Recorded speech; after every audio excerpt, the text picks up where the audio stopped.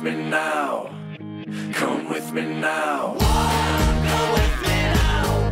I'm gonna take you down. Come with me now. I'm gonna show you how. Come with me now. I'm gonna take you down. Come with me now.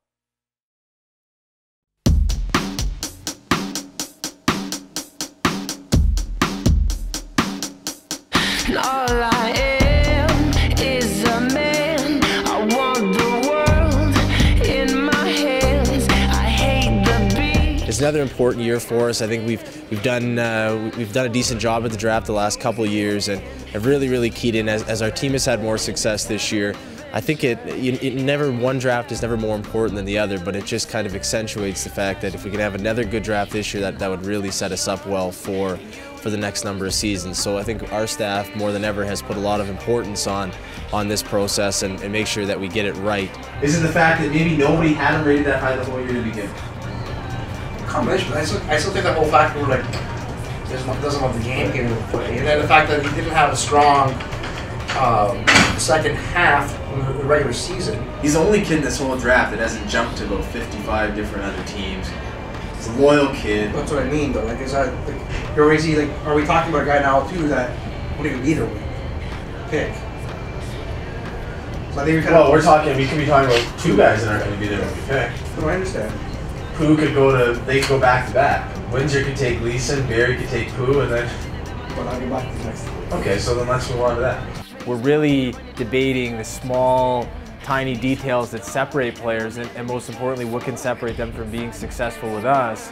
One of the issues that I find is that a lot of our staff and everybody in hockey, and even myself, am guilty of it, just throwing out various different narratives and words that we use to describe players, and we're just labeling them with narratives rather than really detailing what exactly those players do on the ice and how they can help us. So it's one of the things that frustrates me a little bit, is when we start to build players into something using words and terms that are popular in hockey, and not so much really describing that player and how they, why they should be where they are on our list, why they should be up or down, or why we should be looking to select them and become Sioux Greyhounds. What's the difference in talent? I can live with either or. Okay. If it's between those two, yeah, I can live with either or. What's the difference in talent? And then on the next question, how much do we want to discount them? I'm really apprehensive of discounting guys based on reportability. And it's not a reportability issue on either the Sault Ste. Marie, it's apparently the OHL in general. Maybe not as much. But I don't think we should allow all the outside noise to infiltrate how we think about them as their talent level. No, but my point is, are there any character flags with either one? I mean, this is the point where you get into it. Okay, they're both here. From all accounts, I'm not going to let the character flip them ahead, but does either one of them have any issues that we've found out that would hinder them? We put a lot of work into it, a lot of passion into it. I can't believe we're even talking about it. But that's why we're talking about a guy who's dropped because of that. My personal list had close to 400 players. I know it'd probably be the same for some other guys. I'm in the position where I got to see a little bit more than some other guys, being based out of Toronto.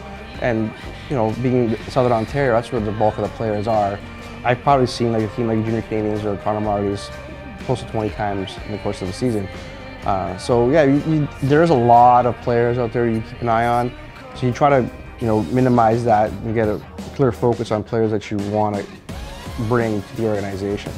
I feel confident enough in our staff and our ability to find players using all of our means, as we have, as that board over there shows. I mean, either through trade or through free agency or teams that other guys don't want anymore. And 100%, 99% of the time, I would say who gives where they're rated. But in this case, it's directly impacting the goalie that we're going to be taking. So I'm not going to argue with that at all. So Pooh, Salinitri, Gleason is really the conversation. I got limitless stealth positions.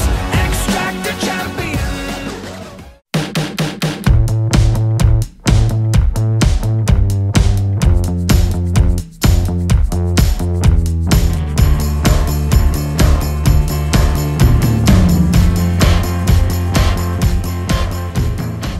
I would say take that kid, because he's coming for sure. Totally different kid.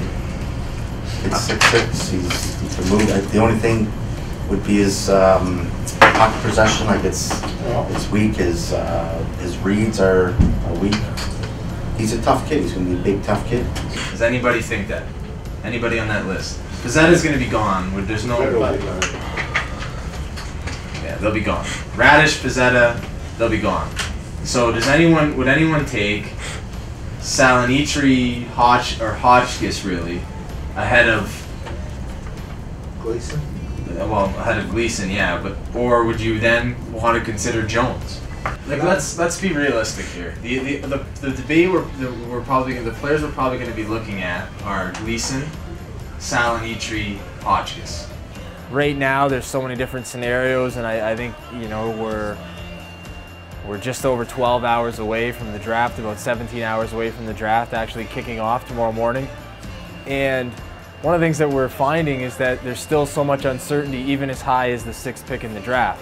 For sure. I mean, I think the dynamic of it, it's quite interesting, right? When you're in the NHL and watching draft prospects, you may only focus on 2, 3, 4, 5 guys every game. You know, when you're scouting minor midget kids and looking at 15-year-olds, you're looking at both teams. So you're looking at basically 40 players out there every game and seeing who pops off the page every shift and so on. And you got to also understand that you know, they are only 15, and you got to see what they're going to be like down the road, and that's where those intangibles come in and play a big role into evaluating, you know, who they are and what they can be. Coaches rave about this guy's characters off the show. Yeah, I know. I don't think he necessarily fits exactly the way that we play, but he brings an element that I think he seems like such a great kid and so coachable. He made a comment. I interviewed him, and he made a comment to me that he'd watched our team play, and he doesn't know the way that he plays that it would fit, but he wanted to know what I thought he needed to do to make himself fit. I said, no, well, That's an unbelievable insight. I said, you have to stop dumping the puck in and just running and trying to hit guys. Use your ability and make plays. If you took him, I wouldn't care. But I wouldn't say like that was my pick. I fought for him. He can dipsy doodle. Like when he gets into the offensive zone, like he's always moving. He's tougher. Like in a sense, like a bit tougher, and like I don't like his toughness to an extent. I get what Robert's saying. Like he almost puts himself in better positions to create offense. I've watched him play out midget. I went to the game specifically to watch him, and I know he can play and play well. I know he'll do everything that we're told. I know that if he's out of the lineup because he can't fit in on that forward group, that there'll be no issue, no complaint. He'll work his ass off and get back in. He'll do everything he can to maximize his potential to improve. I worry about the other guy based on just the way that it's trending, Bill, and you know this better than anybody. It was, oh, I'd love to be there, it'd be great, yeah, I'm definitely coming, then, oh, I don't know, it's too far. And then you follow him and you read what he says and everything like that, and I agree. I think if it all panned out perfectly, he would be, if it were a perfect world, he would be by far the best fit. I worry that he's going to not allow himself to make it that way.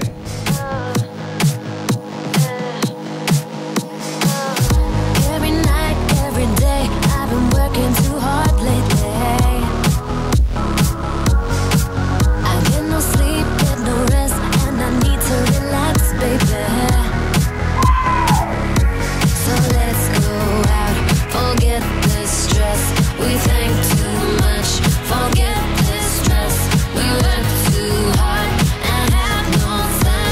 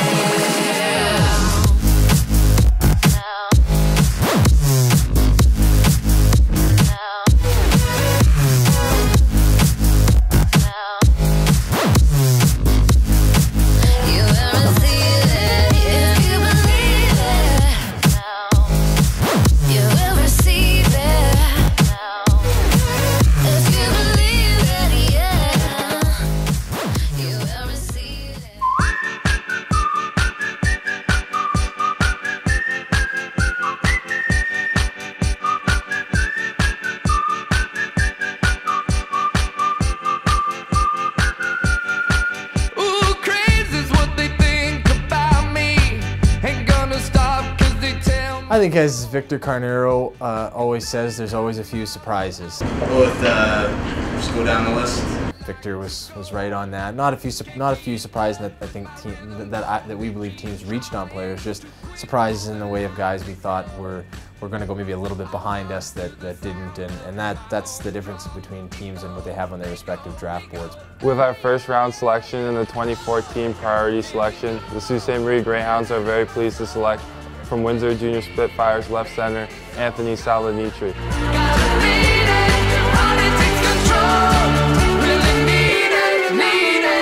Welcome to the club. We're excited to have you and look forward to seeing you and your family up here soon. That'll be exciting. I'll touch base with you here again later today, but I think the key is go and enjoy it with your family and all your friends there. And if you need anything, this is my cell phone number. I'm sure our media and public relations people will get in touch with you. And then if you need anything at all, just send me a text or give me a call anytime throughout the day, and then we'll touch base later this afternoon or at the break at the 5th round and have a longer chat about everything and go from there. But enjoy it. Congratulations to you, and we look forward to seeing you up here in a couple weeks. This combination of speed and skill and instincts in all three zones, we think he's going to fit in very, very well with us here, and the style of play that our coaching staff has put into place, and it's a top-down approach with our organization. Everyone's on the same page with the types of players we're looking for, and he fits that. I'm very happy with Anthony. Again, he was one of the players we targeted. When you go into a draft, you always have guys in mind. He was one of them. You know, you're not going to sit here and say, "Oh, we're surprised that he was still there." But again, we prepared. We knew that he'd be at the city. We were happy to select him with our first pick. So here's what I say. My thoughts. Take Boris right now. If you guys have anything, speak up now because we're limited in time. Take Boris right now. Let somebody else make the pick on goalies in between. Pick a goalie at 37.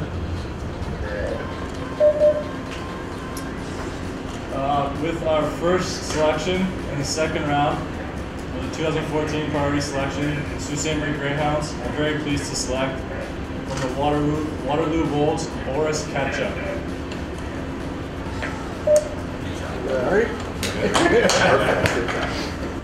Sault Greyhounds are pleased to select goaltender from Chatham Joseph Raymaker.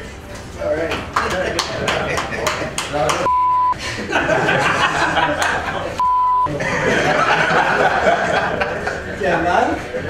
You need to draft and develop goaltenders, and we really like the two goaltenders that we got, Joseph Raymakers in the second, and then Tyler Wall a bit later on. We're really excited about both of them, and it just so happens that they're friends, and I think that'll help them push each other. We've got Brandon Halverson with us now, who obviously we really high on, but with Matt Murray graduating at the conclusion of our season, it's going to be a challenge for us as we try to fill that void, and we think we took a big step towards that today. In the third round, the Sault Ste. Marie Greyhounds are pleased to select Timmy Dettinger from the Cleveland Barons. Just selected you in the OHL Priority Selection, and we're extremely happy and proud to welcome you to our organization. I think, again, it goes back to preparation. I felt as a staff we did a good job. So the players we acquired were players that we knew that would fit our mold for our team, and again, it all comes down to preparation. It's usually an easier day when you prepare, like our staff has done all year, and it's a kudos to them, to all of them, and to the leadership of Kyle and Wes. It helps make it an easier day. So yeah, we're very happy with their selections, and now it's up to the players and to the staff to develop their potential. I think every single team is happy with the draft that they have when they leave the draft. You always think that you've hit a home run with guys and that you've really done well. I think when you get players that your staff really likes, you always think that, and that's really the measure of whether or not you're doing a good job scouting or not, is in 2 or 3 years when the chips are down and you're able to really look back and evaluate it. That's when you need to see where you went wrong, where you went right, and then correct it and chart a course moving ahead. But of course we're happy. I think the staff has a lot of fun, and we really enjoy I guess getting on each other and kind of getting under each other's skin a little bit, but it makes it a fun environment, and there's a lot of respect for each other and admiration for one another in that room, and it's been a very, very enjoyable year.